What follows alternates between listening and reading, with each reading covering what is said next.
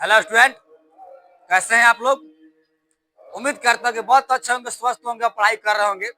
देखिए बाबू, आज आप लोगों को एक बीएम क्वेश्चन लेकर आए जो क्लास 10th का होगा।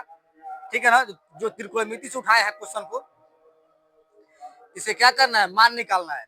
ठीक है, इसका मान कितना होगा। लेकिन एक बात आपको बता रहे हैं, देखिए आप लोगों को एग्जाम दिन प्रतिदिन नजदीक आती जा रही है, तो उसमें क्या करना है, जितना समय मिल रहा है बाबू आप मेहनत कीजिए, जोड़ तोड़ से मेहनत कीजिए ताकि आपका रिजल्ट बन जाए। ठीक है ना, हम लोग आपके लिए तो तैयार है, लेकिन हमारे साथ आप जुड़िए और क्या कीजिए, मैथ को हल जानिए। चलिए सोल्व करते हैं, क्वेश्चन के बढ़ते हैं। ज्यादा समय इस पर नहीं लेंगे, आपको शॉर्ट तरीका से बताएंगे इसका हल।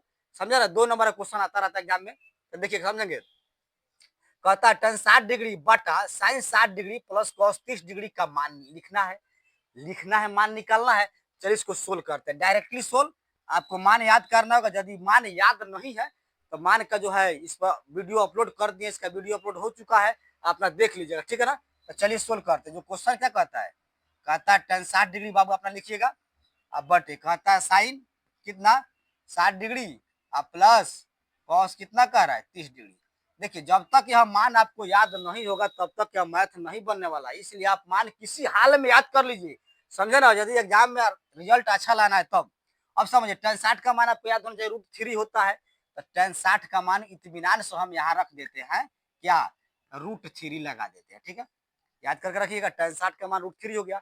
अब sin 60 का मान, तो sin 60 का मान याद करके रखिएगा, √3/2 होता है, प्लस है तो प्लस लिखा। और cos 30 का मान कितना होता है, तो इसका भी √3/2 होता है, तो √3/2 लिख देंगे। ठीक है, अब समझेंगे, आगे बढ़िए, नीचे पर बनाते हैं। तो √3 को सेम टू सेम रखिएगा। अब बटा, अब देखिए इसका लघुत्तम जो है दो दो का, इसका ही बटा है, इसका ही बटा है, तो इसका लघुत्तम निकाल लो। तो दो दो का लघुत्तम कितना होता है, 2 ही ना होता है भाई, तो 2 लिख लो। जब नीचे बराबर तो ऊपरला सेम टू सेम जोड़ देना है, तो √3 प्लस √3 अर्थात लघुत्तम के अनुसार यह जुट जाने वाला है। ठीक है ना, अब आगे बढ़िए।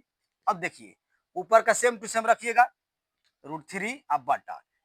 देखिए √3 कहता है, √3 कहता है, तो एक √3 है, एक √3 है, जुटेगा तो 2√3 बनाएगा, अर्थात 2√3 बना देगा, बाटा क्या कर जाएगा, इसका 2 कर जाएगा। अब सिस्टमेटिक ढंग से समझेंगे, यहाँ पर लंगड़िया कर बना सकते हैं, कटा के बन जाए, कोई दिक्कत परेशानी नहीं होने वाली है। अब कैसे कटेगा समझिएगा, तब 2√3 है, अब बाटा 2 है, तो यहाँ से 2 2 कैंसिल इत्मीनान से कर सकते हैं। अब यहाँ से जो है √3 कट जाएगा, समझे ना, तो √3 कट जाएगा, तो बच क्या जाएगा आपका 1।